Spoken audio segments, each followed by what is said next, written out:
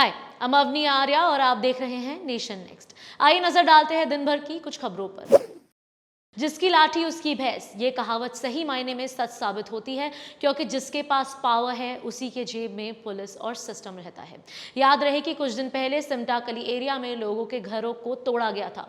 दिवाली से पहले सिमटाकली एरिया के लोगों के घरों पर प्रशासन ने बुलडोजर चलवाया था, जिसके विरोध में एरिया के लोगों ने 21 तारीख को नागपुर म्युनिसिपल कॉर्पोरेशन के बाहर प्रदर्शन किया। लेकिन अब जानकारी सामने आई है कि इस आंदोलन में शामिल नागरिकों पर पुलिस की ओर से झूठे मामले दर्ज किए गए हैं।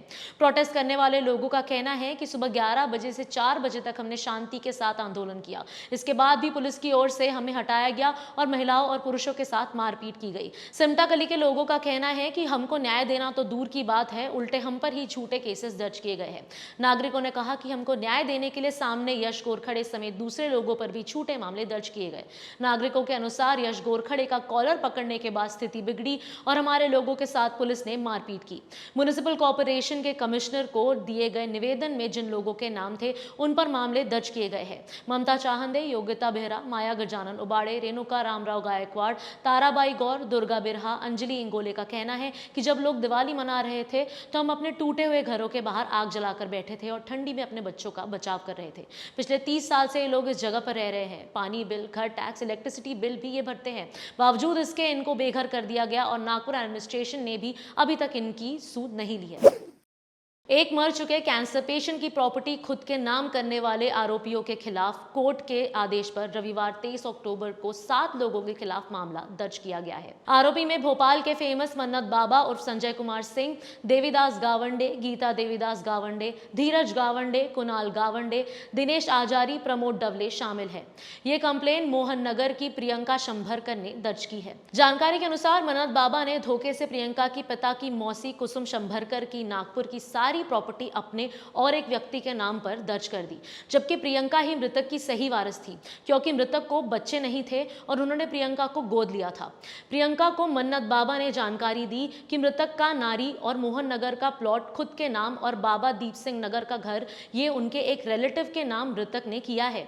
इस कॉन्स्पिरेसी की जानकारी मिलने के बाद प्रियंका ने पुलिस में शिकायत दर्ज करानी चाहिए, लेकिन पुलिस ने कंप्लेन नहीं ली। इसके बाद कोर्ट ने आरोपियों पर मामला दर्ज करने के ऑर्डर दिए। गढ़चिरौली में सुरक्षा जवानों के साथ दिवाली मनाने जा रहे मुख्यमंत्री एकनाथ शिंदे ने नागपुर के एयरपोर्ट पर पत्रकारों से चर्चा की। इस दौरान उन्होंने कांग्रेस के प्रदेशाध्यक्ष नाना पटोले की मांग पर भी तंज कसा और इसे हास्यास्पद बयान बताया। दरअसल नाना पटोले ने कहा था कि ये सरकार किसान विरोधी है और किसानों की आत्महत्या के लिए जिम्मेदार है। उन्होंने कहा था कि दिवाली के बाद गवर्नर से मिलकर सरकार बर्खास्त करने की मांग की जाएगी। शिंदे ने पटोले के इसी बयान पर कहा कि सरकार के पास बहुमत है और पूरे मेजॉरिटी के साथ सरकार बनाई गई है। हम ऑपोजिशन पर भारी पड़े हैं, इसीलिए हम पर आरोप लगाए जा रहे हैं। नाना पटोले म्हणले की सरकार बरखास्ताची मागणी करू आम्ही आता या आता हे भाष्य हास्यास्पद आहे, कारण आज राज्यामध्ये एक थम्पिंग मेजॉरिटी असलेलं एक स्पष्ट आणि भक्कम पाठिंबा असलेले सरकार स्थापन झालेलं आहे आणि 3 महिन्यामध्ये आम्ही जवळपास 72 मोठे निर्णय घेतलेले आहेत, राज्याच्या हिताचे निर्णय घेतले। त्यामुळे त्याचबरोबर नुकत्याच झालेल्या ग्रामपंचायत निवडणुकीमध्ये भारतीय जनता पक्षाला 397 म्हणजे सगळ्यात नंबर 1चा पक्ष भारतीय जनता पक्ष, आमचा बाळासाहेबांची शिवसेना 243 सरपंच, इतर जे काही आहेत ते येऊन भेटतात, तो आकडा आणखी वाढेल।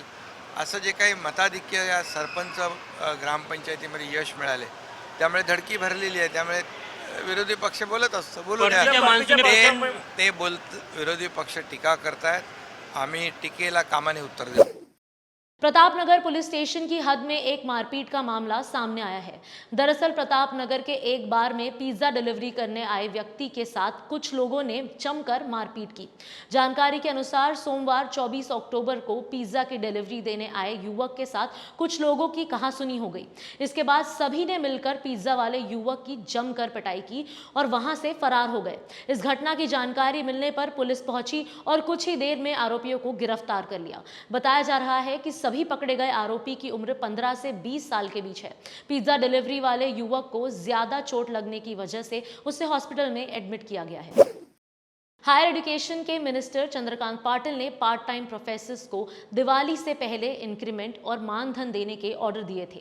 बावजूद इसके दिवाली बीत जाने के बाद भी इन प्रोफेसर्स को मानधन नहीं दिया गया है। पार्ट टाइम प्रोफेसर्स के बैंक अकाउंट में महीने की सैलरी देने के आदेश मिनिस्ट्री ऑफ हायर एजुकेशन ने 14 नवंबर 2018 के जीआर में जारी किए थे।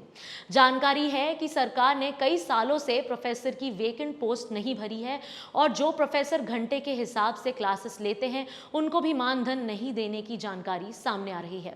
कई बार ऑर्डर होने के बाद भी इनका मानधन इनको नहीं दिया जा रहा है। जानकारी के अनुसार फॉर्मर एजुकेशन मिनिस्टर उदय सावंत ने इन लोगों के पर आवर में 125 रुपए बढ़ाए थे और 625 रुपए पर आवर देने की घोषणा की थी, लेकिन डिपार्टमेंट के डायरेक्टर ने केवल 500 रुपए पर आवर देकर अपनी मर्जी चलाई। इसके साथ ही former deputy CM Ajit Pawar ने भी इनको 1000 रुपए पर आवर देने की घोषणा की थी। बावजूद इसके प्रशासन ने कोई बदलाव नहीं किया। मानधन नहीं दिए जाने के कारण इन प्रोफेसर्स में भारी नाराजगी है।